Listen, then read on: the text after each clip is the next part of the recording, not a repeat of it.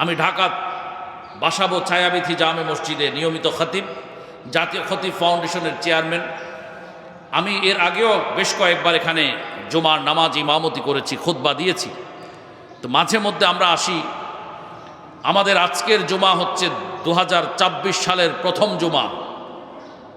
এই জুমাতে কেউ যদি প্রশ্ন করে যে কি আলোচনা হয়েছে, তা আপনারা নির্দ্বিধায় বলবেন সূরা আনফাল থেকে খতিব সাহেব আলোচনা করেছেন।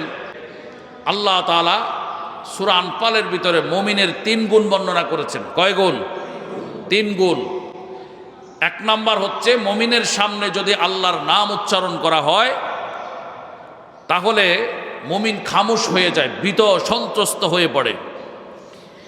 আল্লাহ তাআলা বলেন ইযা যুকিরাল্লাহু ওয়াজিলাত কুলুবুহুম, যখন আল্লাহর নাম তাদের সামনে উচ্চারণ করা হয় তাদের কলবটা নরম হয়ে যায়, অন্তরটা ভীত সন্ত্রস্ত হয়ে পড়ে। ওয়া ইযা তুলিয়াত আলাইহিম আয়াতুহু যাদাতহুম ঈমানা, আল্লাহ বলেন মুমিনের দ্বিতীয় গুণ হলো তার সামনে আমার কোরআন পাঠ করা হলে, তেলাওয়াত করা হলে, তাফসির করা হলে, আমার কোরআনের গুণকীর্তন করা হলে, আমার কোরআন থেকে কিছু বলা হলে তাদের ইমানি স্পিড বেড়ে যায়। তারা কোরআনের আলোচনাগুলো মন্ত্রমুগ্ধ নয়নে শুনে, তেলাওয়াতগুলো চাতক পাখির মতো কোরআনের তেলাওয়াত শুনতে থাকে।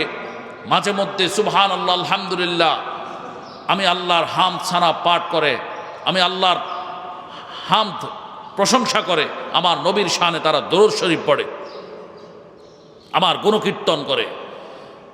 3 নম্বরে আল্লাহ বলেন বিপদে মুসিবতে সুখে দুঃখে সর্বাবস্থায় তারা তাওয়াক্কুল করে, ভরসা করে আমি আল্লাহর উপর। এই 3টি গুণ পাওয়ার পর আল্লাহ বলেন যাদের কাছে এই 3টি গুণ রয়েছে আমি তাদেরকে এবার 2টি কর্মসূচি দিলাম। 1 নম্বর তারা জমিনে নামাজ প্রতিষ্ঠা করবে।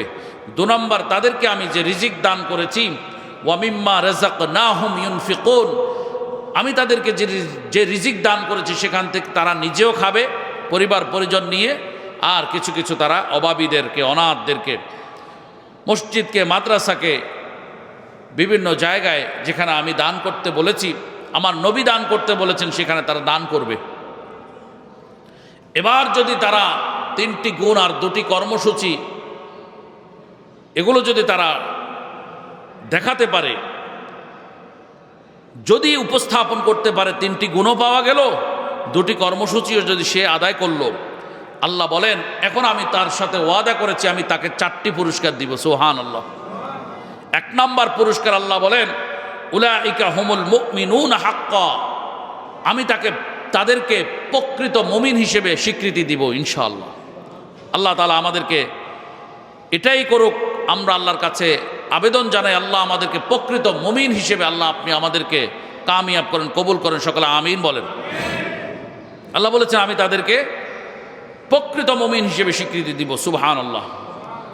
2 নম্বর আল্লাহ তাআলা বলেন লাহুম দারাজাতুন ইনদা রাব্বিহিম, দুনিয়া এবং আখিরাতে আমি তাদেরকে সম্মানজনক আসন দান করব। সুবহানাল্লাহ। 3 নম্বর হলো আল্লাহ তাআলা বলেন ওয়া মাগফিরাতুন, আমি তাদের জীবনের সব গুনাহগুলো মাফ করে দিব। সুবহানাল্লাহ। 4 নম্বরে আল্লাহ রব্বুল আলামিন বলেন ওয়া রিজকুন কারীম, আমি তাদেরকে সম্মানজনক রিজিক দান করব। সুবহানাল্লাহ। যেই রিজিক গ্রহণ করলে তারা দুনিয়াতে অপমানিত হবে না, আখিরাতে অপমানিত হবে না। আজকে রিজিকের জন্য কত মানুষ অপমানিত, অপদস্থ হয়।